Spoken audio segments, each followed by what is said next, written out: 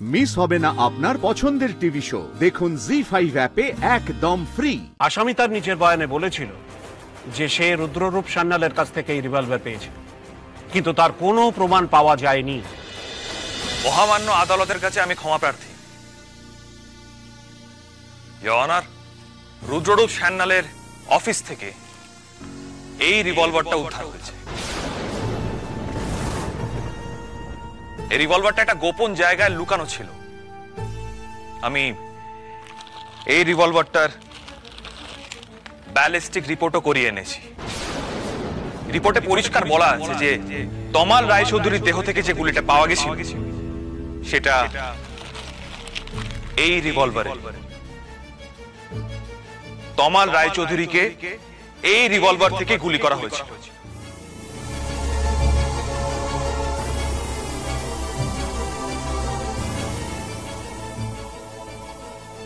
Your honour, আমি বলেছিলাম এই রিভলভারটা আমার নয়।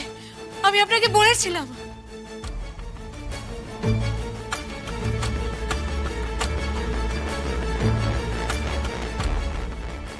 স্যার, এইবার আর জামাইবাবু ছাড়া পাবেন না।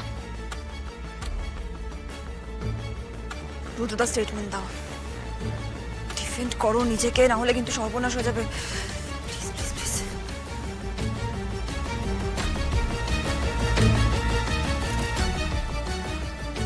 ঈশিতা, এত বড় শয়তানিটা তুমি করলে। তুমি পালিয়ে যাওয়ার আগে আমার অফিসে রিভলভারটা লুকিয়ে গেলে। ধর্মপতা, আমি এই রিভলভার সম্পর্কে কিচ্ছু জানি না, বিশ্বাস করুন। Order, order. আপনার যা বলার আছে সেটা কাঠগড়ায় এসে বলুন। Yes your honour. Your honour, আমার ক্লায়েন্ট যে মিথ্যে বলছেন না এটা তো পরিষ্কার। বিচারে আসল অপরাধীকে শাস্তি দেওয়া হোক।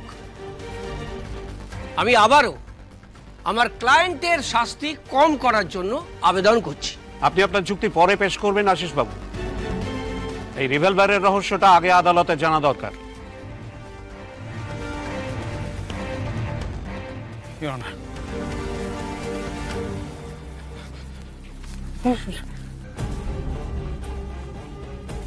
বলুন। যা বলিব সত্য বলিব, সত্য বই মিথ্যা বলিব না। হ্যাঁ অনার। আপনার অফিসে এই রিভলভার কি করে গেল? ঈশিতা, ঈশিতা ধর্মবতার, ঈশিতা লুকিয়ে রেখে পালিয়েছিল। মিলর্ড, রুদ্রবাবুর কথা যদি সত্যি ধরেও নি, তাহলে আগের বারে সার্চ এবং তদন্তের সময় এটা কেন পাওয়া গেল না? আরে কি কি অদ্ভুত প্রশ্ন ইওর অনার, আমি কি করে জানবো বলুন তো? এটা তো বড়বাবুদের অক্ষমতা, মানে তার দায় তো আমার হতে পারে না, বলুন। বড়বাবু, আপনি কোনো বয়ান দেবেন নাকি? রিল্যাক্স ফুলকি, রিল্যাক্স। আদালত জানতে চাইছে এই রিভলভার কার নামে। এখনই চেক করে এই রিপোর্ট আদালতে পেশ করতে হবে। আদালত 15 মিনিটের বিরতি নিচ্ছে। কেউ কোর্টরুম থেকে বেরোবেন না।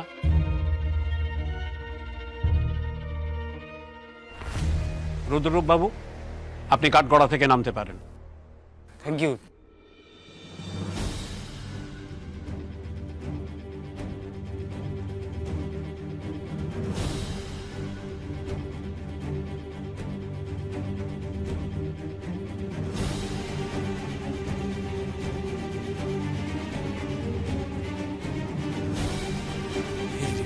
যদি লাইসেন্সড হয়ে থাকে, এবারে যদি এতটুকু ভুল করে থাকে, তাহলে আজই রুদ্ররূপ সান্যাল শেষ। তার অপরাধের তালিকা বেরিয়ে আসবে। স্যার, এবার দেখবেন একটা ঠিক বিচার হবে। ওই বন্দুকটা নিশ্চয় জামাইবাবুর নামেরই হবে। দাঁড়াও ফুলকি, রুদ্ররূপ সান্যাল এত সহজে ধরা পড়ে যাবে? কমন রুদ্র, কি চাল চেলে রেখেছিস দেখি। না গো ভাই, তুমি রুদ্রতার মুখটা দেখো।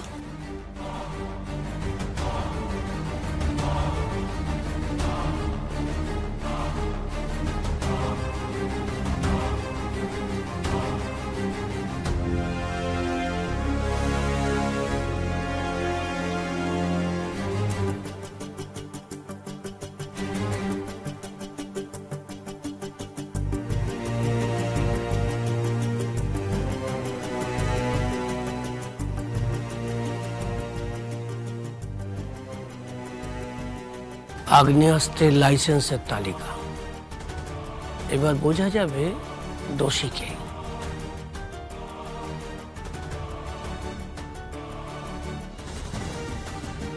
এই লিস্টে তো রিভলভারের কোনো ডিটেল নেই।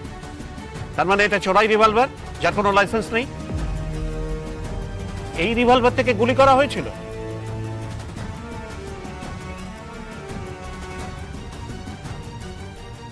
রুদ্ররূপ সান্যাল যে আপনাকে এই রিভলভার দিয়েছিল তার তো কোনো প্রমাণ নেই। আদালত কি করে এই কথা বিশ্বাস করবে? এই বন্দুক জামাইবাবুর নামে না। মাকালি, মাকালি এটা কি করে হলো? ইওর অনার, লাইসেন্সড গান না হলে কি রুদ্ররূপ সান্যালে হতে পারে না সেই গানটা?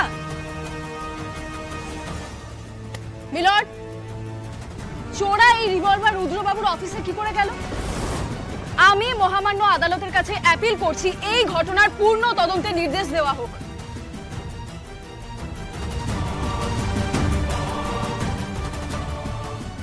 আমি জানতাম, আমি জানতাম, আমি জানতাম।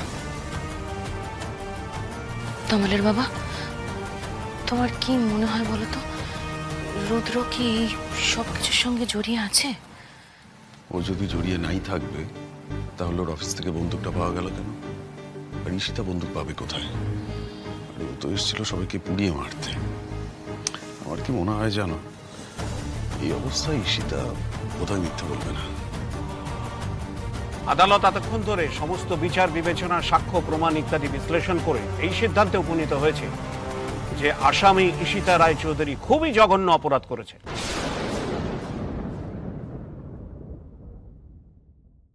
আসামি প্রতিশোধ দেবার জন্য তার পরিবারের কিছু সদস্যকে পুড়িয়ে মারবার চেষ্টা করেছিল। আসামি ঈশিতা রায়চৌধুরীর স্বামী তমাল রায়চৌধুরী তখন সেখানে উপস্থিত হয় এবং তাকে বাধা দেবার চেষ্টা করে, এবং সে কারণে আসামি তখন তাকে গুলি করে। যে অস্ত্র দিয়ে তাকে গুলি করা হয়েছিল সেটি একটি বেআইনি অস্ত্র।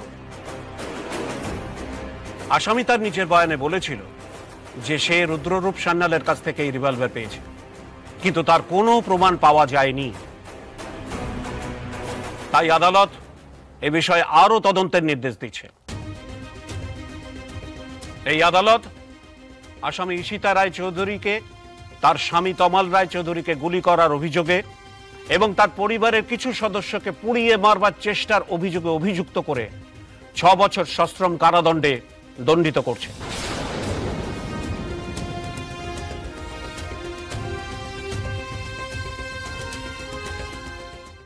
জি5 ডাউনলোড করুন আর সব এপিসোড দেখুন একদম ফ্রি।